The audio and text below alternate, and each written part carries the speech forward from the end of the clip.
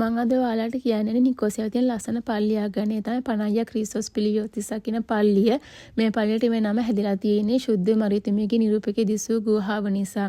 ඉතින් ඒ කාලේ සයිප්‍රස් ජාතිකයන් ගොඩක් මස් වෙළඳාම කිරි වෙළඳාමනේ කරේ.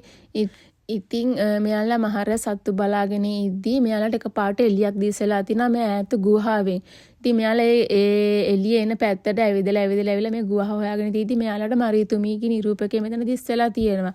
ඉතින් ඒක නිසා තමයි එයාලා මේ නම දාලා තින්නේ. එක මරියතුමිය රත්තරන් පාටින් දිලිසෙනවල එයාලා මේ ගුහාව ඇතුලේ දැකලා තියෙනවා. ඉතින් මේක ඇතුලේ කාලයක් භික්ෂුන් වහන්සේලා ආරාමයක් ලෙස කියන්නේ හැංගිලා වැඩ සිටිලා තියෙනවා ඒගොල්ලෝ. ඒ වගේම පුරාවිද්‍යා කැණීම් කටයුතු කරද්දී ඔවුන්ට මෙහි සොහොන් දෙකක් සහ ලොකු කුරුසයක් හම්බෙලා තියෙනවා. ඉතින් එයාලා විශ්වාස කරනවා මේ සොහොන් දෙකෙන් හම්බුන ඇටසැකිලි ඒ කාලේ වැඩ සිටි භික්ෂුන් වහන්සේලායි කියලා. ඉතින් අපි ගියා බලන්න ඇත්තටම හරිම ලස්සන පල්ලියක්.